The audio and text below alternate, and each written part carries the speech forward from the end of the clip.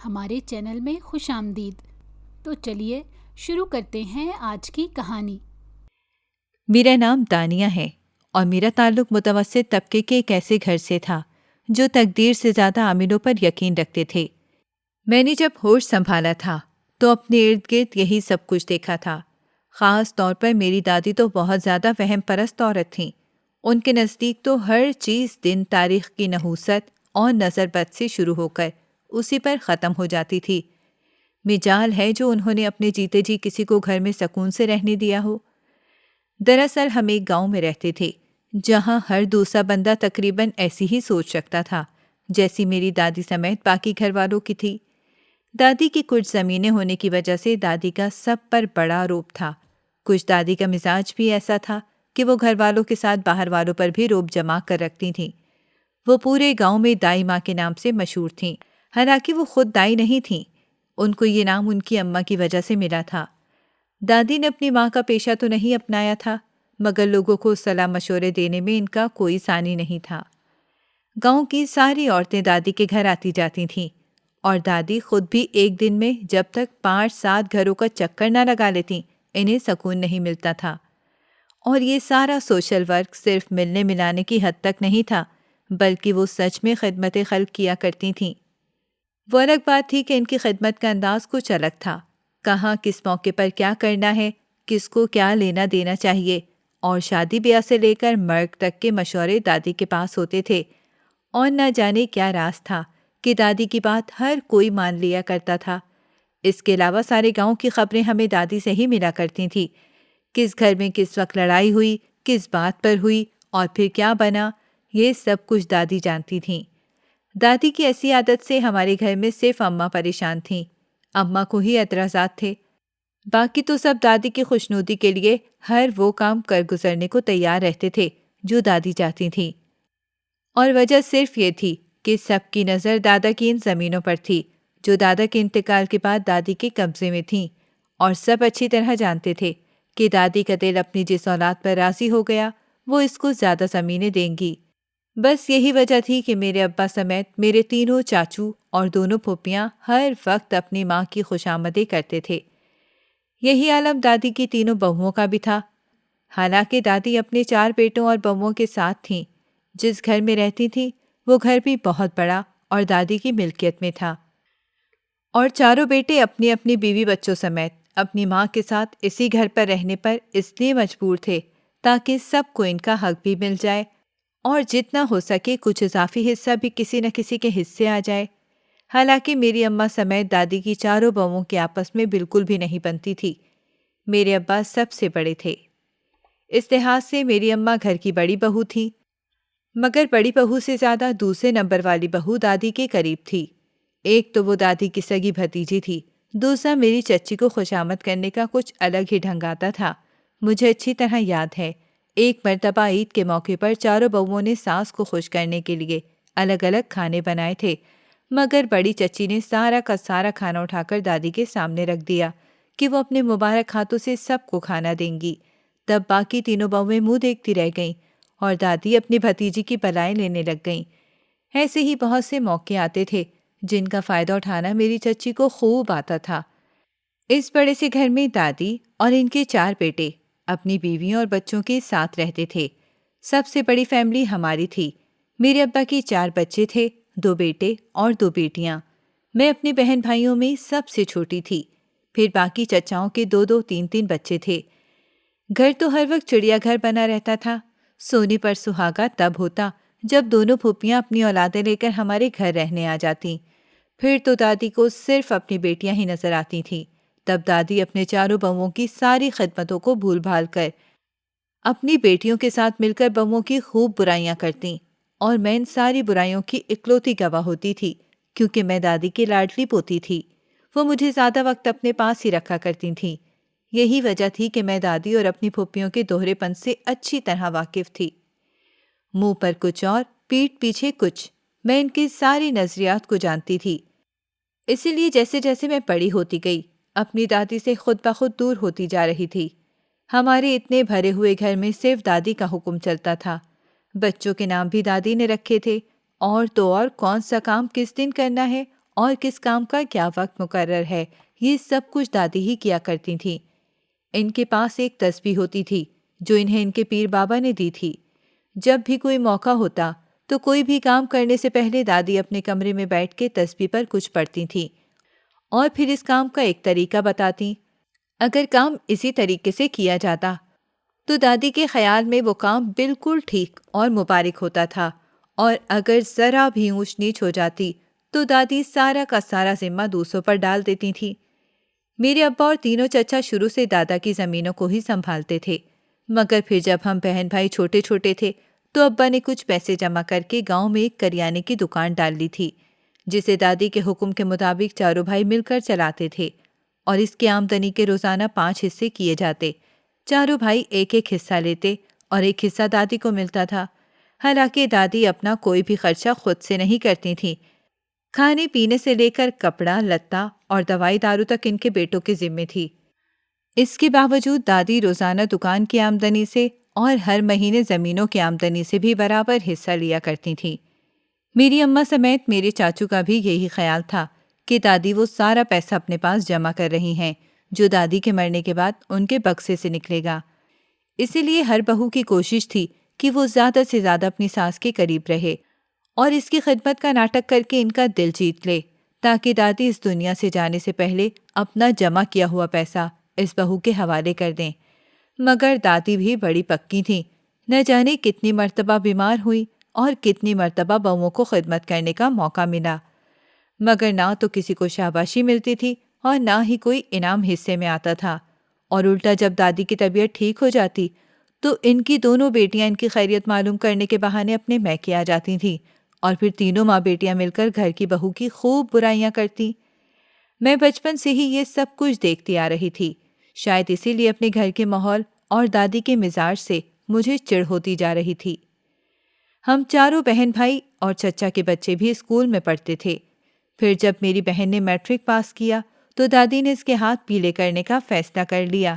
حالانکہ وہ اس وقت صرف 16 سال کی تھی، لیکن دادی کی ایک ہی بات تھی کہ لڑکیوں کی شادی اسی عمر میں ہونی چاہیے، ورنہ ہمیشہ نحوست کا سایہ ان کے سروں پر منڈلاتا رہتا ہے۔ اور مجھے کبھی کبھی دادی کی یہ منطق سمجھ نہیں آتی تھی۔ پھر جب دادی نے اپنی ضد پوری کرتے ہوئے میری بہن کی شادی 16 سال کی عمر میں ہی کروا دی تو ان کو سکون مل گیا تھا، مگر میری بہن کی زندگی تو برباد ہو گئی۔ ایک تو وہ بہت چھوٹی تھی، نئے گھر اور نئے رشتوں کی ذمہ داریاں نبھانا اس کے لیے بہت مشکل تھا۔ دوسرا، اتنی چھوٹی عمر میں جب اس کے ہاں پہلا بچہ پیدا ہوا تو جسمانی طور پر بھی بے حد کمزور ہو گئی۔ نہ تو وہ اپنے گھر کو سنبھال پا رہی تھی اور نہ ہی اپنے بچے کی دیکھ بھال کر پاتی تھی، جس کا نتیجہ یہ نکلا کہ شادی کے صرف 2 سال بعد ہی طلاق لے کر ماں باپ کے گھر آ بیٹھی۔ لیکن دادی نے اس کی ذمہ داری بھی میری اماں پر ڈال دی اور کہا کہ جن بیٹیوں کی مائیں ان کا پیچھا کرتی ہیں وہ بیٹیاں کبھی بھی اپنے گھروں میں نہیں بستی۔ حالانکہ میری اماں نے کبھی بھی میری بہن کو کچھ الٹی سیدھی پٹی نہیں پڑھائی تھی، بلکہ وہ تو اپنی بیٹی کو سمجھاتی تھیں کہ کس طرح سسرال میں رہنا ہے اور کس طرح سب کو سنبھالنا ہے۔ مگر میری بہن کے واپس گھر آ جانے کے بعد دادی نے ایک دن بھی میری اماں کو سکون سے نہیں رہنے دیا۔ ہر وقت انہیں بیٹی کے گھر اجاڑنے کی ذمہ دار کہہ کر تانے دیتی تھیں۔ دادی نے تو کبھی اپنی غلطی مانی ہی نہیں تھی کہ ان کی جلد بازی کے اس فیصلے نے میری بہن کو یہ دن دکھایا تھا۔ نہ وہ اتنی چھوٹی عمر میں اس کی شادی کرتی اور نہ وہ ایک بچے کے ساتھ واپس گھر آ بیٹھتی۔ مجھے تو رہ رہ کر اس سسرال والوں پر بھی بے حد غصہ آتا تھا، جنہیں اپنی پوتی کی بھی کوئی پرواہ نہیں تھی۔ یہی اگر پوتا ہوتا تو شاید میری بہن کے ساتھ یہ سلوک نہ کیا جاتا، لیکن اب تو پچھتانے کا کوئی فائدہ نہیں تھا۔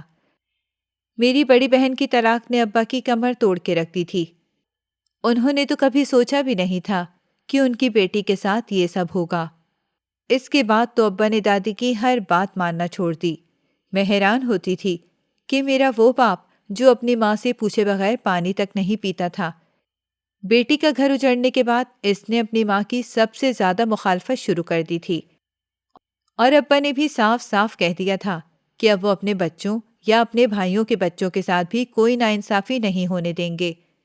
اب تو میرے تینوں چچا کی آنکھیں بھی کھل گئی تھیں۔ وہ جان گئے تھے کہ ہر چیز تسبیح کے دانوں کے حساب کتاب سے نہیں چلتی، بلکہ مصلحت اور تدبر بھی کسی شے کا نام ہے۔ دادی نے جب دیکھا کہ پوتی کی وجہ سے ان کے چاروں بیٹے اپنی ماں کے سامنے کھڑے ہو گئے تھے، تو دادی نے ناانصافی کی ایک اور مثال قائم کر دی۔ انہوں نے اپنے شوہر کی زمینوں سے 6 حصے کر کے اپنی ساری اولاد کو دیے، مگر آبائی گھر کو صرف اپنی 2 بیٹیوں کے نام کر دیا تھا، اور اس بات کا علم اس وقت ہوا جب دادی کا انتقال ہوا اور ان کی وصیت سامنے آئی تو سب دنگ رہ گئے۔ اور تو اور ان کے بکسوں میں سے 1 روپیہ بھی نہیں نکلا تھا جو دادی دکان اور زمینوں کی آمدنی سے لیا کرتی تھیں۔ شاید وہ سارے پیسے بھی اپنی دونوں بیٹیوں کو دے دیتی تھیں۔ دادی کے انتقال کے بعد چاروں بیٹوں سے گھر تو چھن چکا تھا، زمین کا جو ٹکڑا جس کے حصے میں آیا اس نے وہ بیچ کر اپنے اپنے ٹھکانے کا انتظام کر لیا۔ تو اب میرے ابا نے اپنا حصہ لے کر شہر جانے کی ٹھان لی، وہیں پر گھر خریدا اور گاؤں کی دکان میں سے بھی اپنا حصہ لیا، اور شہر والے گھر میں ہی ایک چھوٹی سی دکان بنا لی۔ میرے دونوں بھائی اور میں بھی پڑھ رہے تھے۔ ابا نے ہماری تعلیم نہیں بند کروائی تھی، بلکہ ابا تو چاہتے تھے کہ میری بڑی بہن بھی آگے داخلہ لے، مگر وہ بہت زیادہ ڈرتی تھی۔ اس میں خود اعتمادی نام کی کوئی چیز نہیں رہی تھی، حالانکہ میری اماں اس کا پورا ساتھ دیتی تھیں۔ اس کی بچی کو بھی اماں نے ہی سنبھالا ہوا تھا، بلکہ شہر جانے کے بعد تو اماں اور ابا نے کسی کو بھی یہ بات نہیں بتائی تھی کہ میری بڑی بہن طلاق یافتہ اور ایک بچے کی ماں ہے۔ اماں نے آس پڑوس میں سب کو یہی بتایا تھا کہ چھوٹی بچی ہماری چھوٹی بہن ہے۔ سب بڑے حیران ہوتے تھے، کیونکہ میں تو اس وقت تقریباً 13 سال کی تھی، اور جسے میری اماں بہن کہتی تھیں وہ مشکل سے 2 سال کی ہوگی، اور جسے میری اماں بہن کہتی تھیں وہ مشکل سے 2 سال کی ہوگی۔ اس راز کو راز رکھنے کے لیے ہم سب بہن بھائیوں نے بھی اپنی زبانوں پر تالا لگا لیا تھا، کیونکہ میری اماں چاہتی تھی کہ میری بہن کی دوبارہ کہیں اچھی جگہ شادی ہو جائے، اور پھر اس کی عمر بھی کیا تھی، اتنی چھوٹی سی عمر میں اس نے اتنا کچھ دیکھ لیا تھا۔ پھر ایسا ہی ہوا جیسا اماں اور ابا نے سوچا تھا۔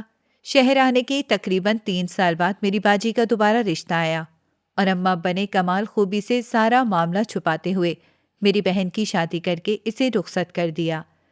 مگر اس شادی پر اماں ابا نے خاندان میں سے کسی کو بھی نہیں بلایا تھا، تاکہ ان کا راز ہمیشہ راز ہی رہے۔ بس ابا نے چند محلے داروں کو بلا کر میری بہن کی شادی بڑی سادگی سے کی تھی، اور اس پوری شادی میں ہم سب کے سانس خشک ہوتے رہے۔ ہمیں یہی ڈر تھا کہ کہیں کسی کو حقیقت معلوم نہ ہو جائے، مگر اللہ نے ہمارا پردہ رکھ لیا تھا۔ میری بہن کی شادی کے 1 سال بعد وہ دوبارہ ماں بنی تھی، لیکن اس کے سسرال والوں کے سامنے تو یہی تھا کہ وہ پہلی مرتبہ ماں بنی ہے۔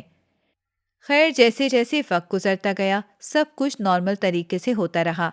میری بہن اپنے گھر میں خوش تھی، ماں باپ بھی شکر ادا کرتے نہیں تھکتے تھے۔ لیکن جو کچھ بھی ہوا تھا، اس سب سے اماں اور ابا نے یہ ضرور سیکھا تھا کہ زندگی تعویذوں یا کچے نظریات کے سہارے نہیں گزرتی، بلکہ تقدیر اور انسان کا عمل ہی اسے کسی مقام تک لے کر جاتا ہے۔ اور میں شکر ادا کرتی تھی کہ میرے اماں ابا کو یہ بات جلد سمجھ آ گئی، ورنہ شاید میرے ساتھ بھی وہی ہوتا جو میری بہن کے ساتھ ہوا تھا۔ ایسے ہی وقت گزرتا گیا۔ میرے بڑے بھائی نے میٹرک پورا ہونے کے بعد ہی ابا کے ساتھ دکان پر بیٹھنا شروع کر دیا تھا، اور پھر انٹر کے امتحان دینے کے بعد پڑھائی بالکل چھوڑ دی۔ ان کا ارادہ کہیں پر جاب کرنے کا یا آگے پڑھنے کا نہیں تھا، اسی لیے وہ دکان کو ہی سنبھالنے لگ گئے۔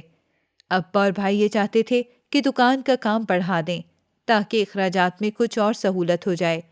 اس کے لیے بھائی نے ابا کا پورا ساتھ دینا شروع کر دیا، جبکہ چھوٹا بھائی آگے پڑھ رہا تھا۔ میرا بھی میٹرک مکمل ہوا تو ابا نے پہلے بڑے بھائی کی شادی کی، اور اس کے بعد چھوٹے بھائی اور میری منگنیاں طے کر دیں۔ ہم دونوں کا رشتہ ایک ہی گھر میں ہوا تھا، یعنی میری نند ہی میری بھاوج بن کر ہمارے گھر آ رہی تھی۔ ہماری منگنیوں کے کچھ عرصے بعد ہی ہم دونوں بہن بھائیوں کی شادیاں بھی کر دی گئیں، کیونکہ بھائی نے جاب شروع کر دی تھی اور بڑی بھابھی اپنے ایک بیٹے کے ساتھ گھر میں پوری طرح سیٹل ہو چکی تھیں۔ میری سب سے چھوٹی بہن، جو اصل میں میری بھانجی تھی، اب وہی اماں کے پاس دن رات رہتی تھی۔ میری شادی نعمان سے ہوئی تھی۔ نعمان کا تعلق ہماری طرح ہی ایک مڈل کلاس فیملی سے تھا، مگر ان کے والدین نہیں تھے۔ نعمان کے تایا اور تائی نے ہی ان دونوں بہن بھائیوں کے رشتے ہمارے گھر کیے تھے۔ جس دن میں نعمان کی دلہن بن کر ان کے گھر گئی، اسی دن نعمان کی بہن میرے بھائی کی دلہن بن کر ہمارے گھر آئی تھی۔ شادی ہونے سے پہلے ہی ہمیں نعمان اور ان کی بہن کے مزاج کا کچھ اندازہ ہو گیا تھا۔ وہ دونوں بہت سلجھے ہوئے اور اچھی طبیعت کے مالک تھے۔ پھر میری شادی ہونے کے بعد ہمارا اندازہ حقیقت میں بدل گیا۔ نعمان ایک چھوٹی سی کمپنی میں ملازمت کرتے تھے۔ ان کی تنخواہ اچھی تھی اور گزر بسر بہت اچھے طریقے سے ہو رہا تھا۔ میں اپنے گھر میں خوش تھی اور نعمان کی بہن میرے بھائی کے ساتھ اپنے سسرال میں بہت خوش تھی۔ میری بہن کی شادی تو دوسرے شہر میں ہوئی تھی، جبکہ میں اسی شہر میں رہتی تھی جہاں ماں اور ابا کا گھر بھی تھا۔ اسی لیے 15-20 دن بعد میرا چکر وہاں لگتا تھا۔ اماں نے مجھے ہمیشہ اچھی باتیں ہی سمجھائی تھیں اور میں خود بھی اپنی زندگی کے تلخ تجربات سے کچھ سیکھ چکی تھی۔ اسی لیے اپنے گھر کو بڑی احتیاط سے چلا رہی تھی۔ میں نے کبھی بھی نعمان سے پوچھے بغیر کوئی کام نہیں کیا تھا۔ یہی وجہ تھی کہ نعمان مجھ پر پورا اعتبار کرتے تھے، کیونکہ ہماری شادی کے 3 مہینے بعد نعمان بھی جان چکے تھے کہ میں اس مزاج کی لڑکی ہوں۔ سب کچھ بہت اچھا جا رہا تھا، لیکن پھر بھی کچھ ایسا ہونے لگا جس نے میرے گھر اور زندگی میں کچھ ہلچل پیدا کرنی شروع کر دی۔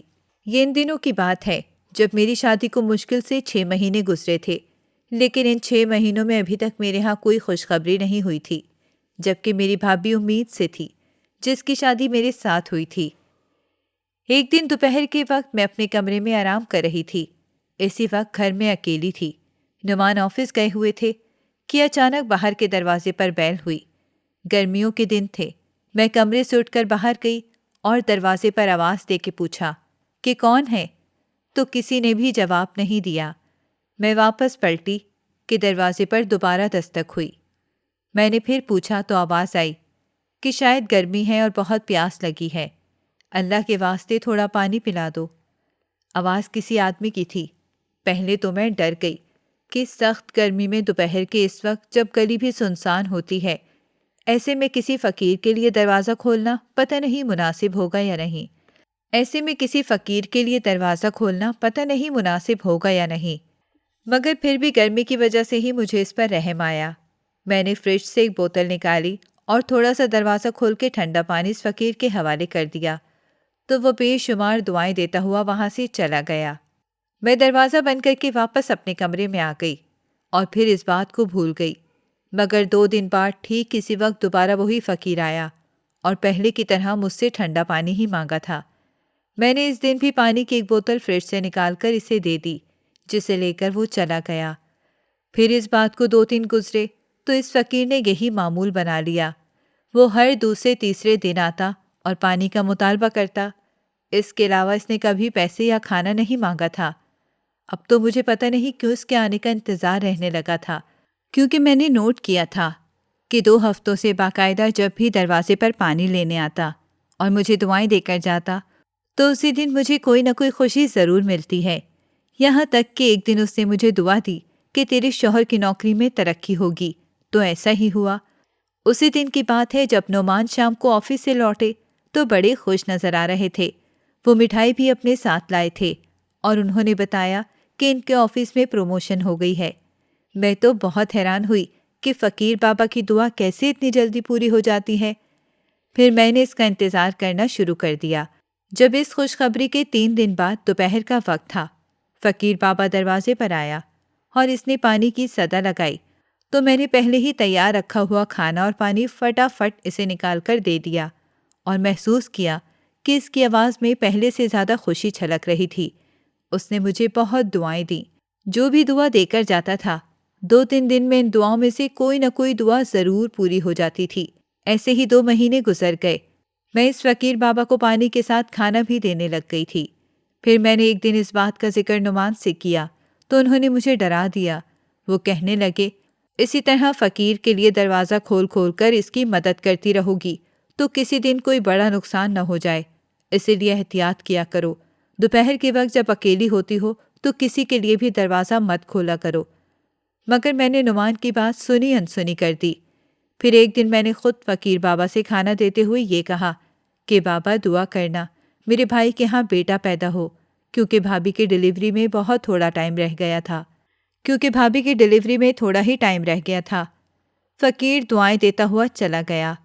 اس کے بعد جب بھی آتا یہ دعا لازمی دیتا تھا اور میں دیکھنا چاہتی تھی کہ اس کی یہ دعا پوری ہوتی ہے یا نہیں۔ اور پھر میری حیرت کی انتہا نہ رہی جب بھائی کے ہاں بیٹا پیدا ہوا تو مجھے پہلے سے زیادہ یقین فقیر بابا کی دعاؤں پر ہو گیا تھا۔ اس وقت میں یہ بھی بھول بیٹھی تھی کہ میری دادی بھی اسی طرح کسی پیر فقیر کی باتوں میں آئی تھیں اور پھر ہر بات کو کسی نہ کسی منطق سے جوڑ کر اپنی مرضی کرتی تھی۔ میں اچھی طرح جانتی تھی کہ میری سوچ اور نظریات دادی جیسے نہیں ہیں، مگر جانے انجانے میں بھی وہی کر رہی تھی جو اپنے بچپن سے دیکھتی چلی آئی تھی۔ جس دن میرا بھتیجا اس دنیا میں آیا، میں مٹھائی لے کر اپنی ماں کے گھر گئی اور اپنی ماں کو بھی ساری بات بتا دی۔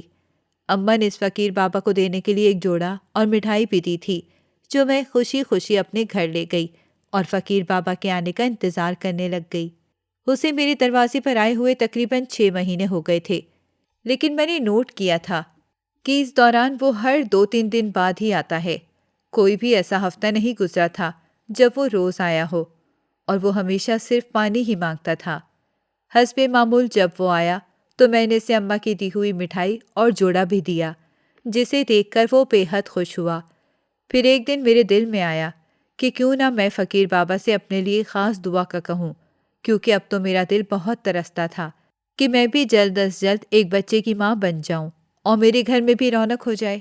حالانکہ مجھے اس بات پر نہ تو کبھی کسی نے طعنہ دیا تھا اور نہ ہی نعمان نے کچھ کہا تھا، مگر مجھے بچے کی بڑی خواہش تھی۔ اس دن میں نے خاص طور پر فقیر بابا کے لیے گوشت پکایا اور پھر اس کے آنے کا انتظار کرنے لگی۔ حسب معمول وہ دوپہر کے وقت ہی آیا تھا، مگر اس دن میں نے فقیر بابا کو اپنے گھر میں آنے کو کہا اور اسے وہیں کوریڈور میں ایک کرسی پر بٹھا دیا۔ میں نے پہلی مرتبہ فقیر بابا کو دیکھا تھا۔ اپنے حلیے سے کہیں سے بھی وہ مانگنے والا نہیں لگتا تھا۔ سفید رنگ کے کپڑے پہنے، سر پہ ٹوپی لیے، سفید داڑھی کے ساتھ فقیر بابا کی شخصیت بڑی جاذب نظر لگ رہی تھی۔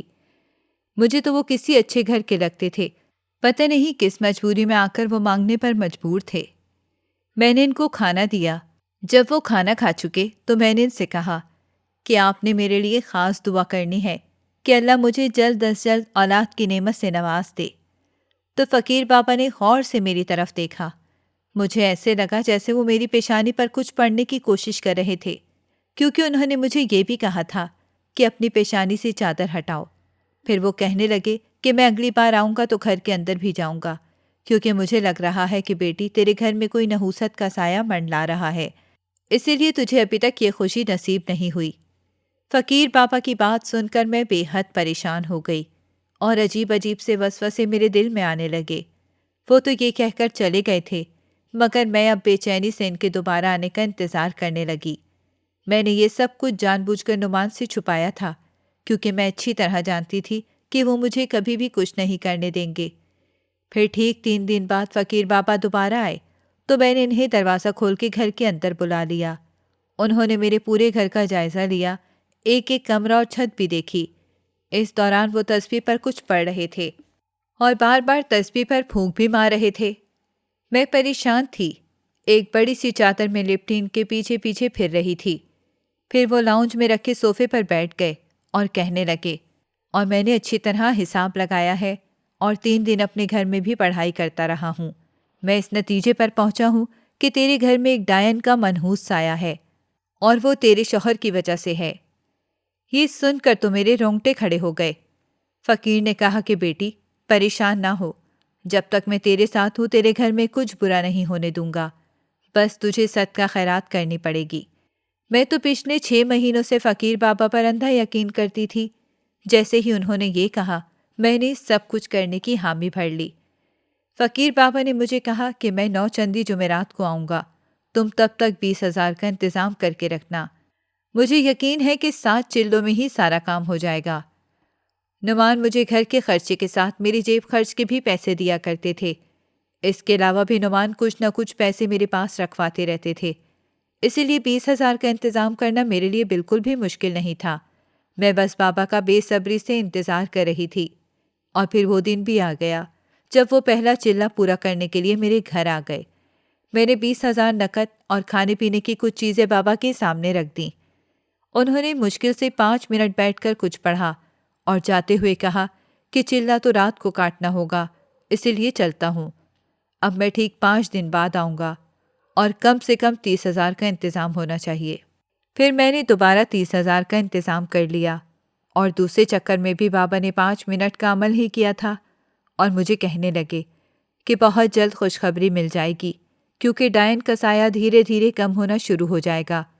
بلکہ ایک مسئلہ ہے کہ یہ سایہ چونکہ تیرے شوہر پر ہے، اسی لیے اسی حساب سے خرچہ بھی زیادہ ہوگا، ورنہ تیرے شوہر کی جان کو خطرہ ہو سکتا ہے۔ پھر بابا مجھے 50,000 کا انتظام کرنے کا کہہ کر چلے گئے۔ اس بار میں پریشان ہو گئی تھی، مگر میں نے جیسے تیسے 50,000 بھی کر لیے۔ مجھے کچھ پیسے نعمان سے بھی لینے پڑے تھے اور انہوں نے ہمیشہ کی طرح بنا کوئی سوال کے رقم میرے حوالے کر دی۔ تیسرا عمل بابا نے ٹھیک 5 دن کے بعد میرے گھر آ کے کیا تھا اور 50,000 لے کر چلے گئے۔ اب باقی 4 عمل رہتے تھے اور بابا نے کہا تھا کہ اب ہر ہفتے عمل ہوگا اور آخری عمل میں کچھ سونا بھی چڑھانا پڑے گا۔ میں نے 3 ہفتے بڑی مشکل سے منصوبہ بنا کر نعمان سے پیسے مانگے۔ نعمان نے مجھ سے اس دن پوچھ ہی لیا کہ میں اتنے پیسے کہاں خرچ کرتی ہوں، تو میں نے ان سے ناراض ہونے کا ڈرامہ کیا کہ کیا میرا اتنا بھی حق نہیں کہ کچھ پیسے اپنی ذات پہ لگا سکوں۔ میری ناراضگی دیکھ کر نعمان نے بھی کچھ نہیں کہا، 2 لاکھ کا چیک میرے حوالے کر دیا۔ میں تو بے حد خوش ہو گئی۔ ایک ہی جھٹکے میں نعمان نے سارا انتظام کر دیا تھا۔ اسی طرح مزید 3 ہفتے گزر گئے اور اب مجھے آخری ہفتے میں 50,000 کے ساتھ سونے کا بھی صدقہ دینا تھا۔ وہ بھی میرے لیے کچھ مشکل نہیں تھا، کیونکہ میرے پاس سونے کے 4 سیٹ موجود تھے۔ جب آخری ہفتے بابا آئے اور انہوں نے مجھے کہا کہ اپنے سارے سیٹ لا کر میرے سامنے رکھ دے، کیونکہ میرے موکلوں کو جو پسند آئے گا میں وہی انہیں ہدیہ دوں گا۔ میں نے سب کچھ بابا کے سامنے لا کے رکھ دیا۔ اس دن بابا نے آدھا گھنٹہ پڑھائی کی اور پھر 3 سیٹ اور 50,000 روپے اٹھا کر جاتے ہوئے مجھے کہا کہ یہ ایڈریس ہے، اس ایڈریس پہ جاؤ گی تو تمہیں اپنے شوہر کی ساری حقیقت معلوم ہوگی، کیونکہ وہ پچھلے 1 سال سے اس کوٹھے پر عیاشی کے لیے جاتا ہے اور اسی ڈائن کا سایہ تیرے شوہر پر منڈلا رہا ہے، جسے میں نے 7 چلے پورے کر کے ختم کر دیا ہے، مگر اب آخری کام تو نے خود کرنا ہے۔ پھر بابا نے مجھے کچھ باتیں سمجھائیں اور حیران و پریشان چھوڑ کر چلے گئے۔ مجھے نہ تو اتنے سارے پیسے اور نہ ہی اپنے 3 سیٹ ہاتھ سے چلے جانے کا غم تھا، بلکہ میں تو اس غم میں ڈوبی ہوئی تھی کہ میرا شوہر پچھلے 1 سال سے مجھ سے بے وفائی کر رہا ہے۔ بابا کا دیا ہوا ایڈریس کھول کر پڑھا تو میں نے وہاں پہنچنے کا ارادہ کر لیا تاکہ اپنے شوہر کو رنگے ہاتھوں پکڑ سکوں۔ اس واقعے کے ٹھیک 4 دن بعد چھٹی کے دن جب نعمان تیار ہو کر گھر سے باہر جانے لگے تو میں نے چھپ کر ان کا پیچھا کیا۔ وہ اسی گاڑی میں تھے جو کمپنی کی طرف سے انہیں ملی تھی اور میں رکشے میں ان کے پیچھے جا رہی تھی۔ انہوں نے گاڑی ایک بنگلے کے سامنے روکی تو مجھے بابا کی بات پر پورا یقین آ گیا۔ نعمان اتر کر اس بنگلے میں چلے گئے تو میں بھی ان کے پیچھے جا رہی تھی کہ مجھے بنگلے کے چوکیدار نے روک لیا۔ میں نے اسے کہا کہ میرے شوہر ابھی اندر گئے ہیں، تو اس نے یہ سن کر مجھے اندر جانے دیا، مگر میں جیسے ہی بنگلے کے اندر پہنچی تو میری حیرت کی انتہا نہ رہی، کیونکہ وہاں تو بنگلے کے ہال میں کئی بیڈ لگے ہوئے تھے جن پر کچھ بوڑھی عورتیں لیٹی تھیں اور کچھ بیٹھی ہوئی تھیں، اور نعمان وہاں پر موجود ہر عورت کے ساتھ اس کے بستر پر بیٹھتے تھے اور سب آپس میں مل کر باتیں کر رہے تھے۔ مجھے وہاں کھڑا دیکھ کر نعمان تھوڑا سا چونک گئے، پھر انہوں نے مجھے اپنے پاس آنے کا اشارہ کیا اور سب عورتوں کو مخاطب کر کر کہنے لگے کہ لے بھائی، آج تو آپ سب کی بہو بھی آپ کے بیٹے کا پیچھا کرتے کرتے یہاں پہنچ گئی۔ پھر نعمان نے میری طرف دیکھا اور کہنے لگے، یہ ایک اولڈ ایج ہوم ہے، مگر اندر کی کہانی کوئی باہر والا نہیں جانتا، کیونکہ یہ تقریباً 1 سال پہلے میرے کچھ دوستوں کے ساتھ مل کر میں نے بنایا تھا۔ یہاں پہ وہ بے سہارا بوڑھی عورتیں رہتی ہیں جنہیں کوئی اپنے گھروں میں نہیں رکھتا۔ میں نے یہ بات ابھی تک سب سے چھپا کر رکھی ہوئی تھی، کیونکہ میں یہ چاہتا تھا کہ جب تک ہمیں یہ ادارہ چلانے کا سرٹیفکیٹ نہیں مل جاتا اور ہماری کچھ سروسز نہیں بن جاتے، تب تک کمٹمنٹ کے مطابق ہمیں یہ راز ہی رکھنا تھا۔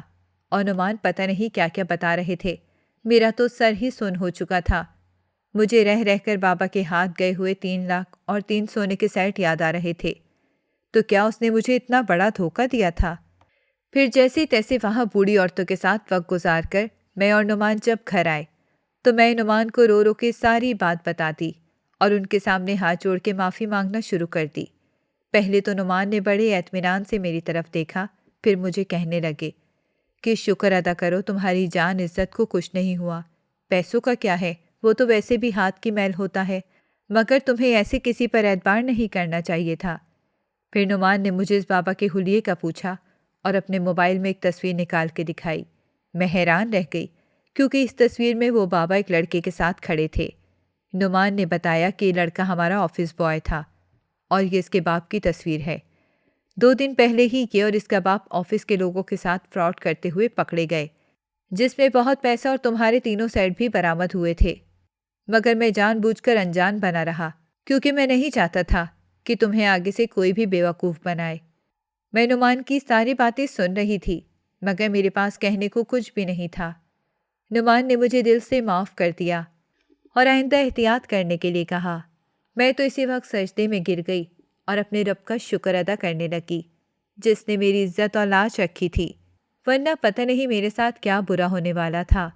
اس بات کو آج 7 سال گزر چکے ہیں، میرے آنگن میں 2 ننھے پھول بھی کھل چکے ہیں، مگر یہ سب کچھ ابھی بھی مجھے کل کی بات لگتی ہے۔ میں سوچ بھی نہیں سکتی کہ لوگ اپنے مفاد کی خاطر کسی بھی حد تک چلے جاتے ہیں۔ کیا آپ نے بھی اپنی زندگی میں کوئی ایسا تجربہ کیا ہے؟ کیا آپ کے ساتھ بھی کبھی ایسا ہوا ہے؟ اگر آپ کو ہماری کہانی پسند آئی ہو تو ہمارے چینل کو لائک کریں اور سبسکرائب کر دیں۔ بیل نوٹیفیکیشن کو بھی آن کر دیں تاکہ ہماری آنے والی ہر مزیدار کہانی آپ کو وقت پر ملتی رہے۔